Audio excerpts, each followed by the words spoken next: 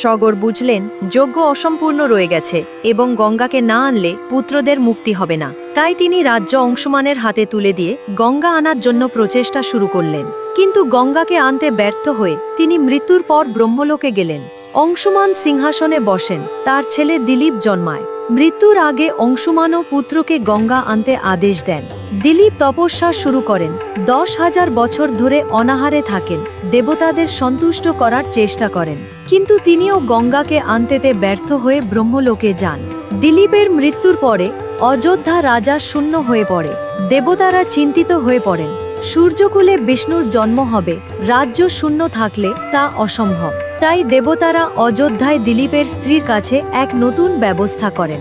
2 রানীর উদ্দেশ্যে শিব বরদান করলেন, তাদের একজনের একটি পুত্র হবে। 2 রানী সংসারে দুঃখী অবস্থায় বাস করছিলেন। পরে একটি সন্তান জন্মালো, কিন্তু সে ছিল দুর্বল, মাংসপিণ্ডের মতো। এরপর অষ্টাবক্র মুনি একদিন এসে শিশুটির উপর আশীর্বাদ বর্ষণ করলেন। ফলে শিশুটির অঙ্গ প্রত্যঙ্গ সোজা হয়ে গেল এবং সে সুদর্শন রূপ পেল।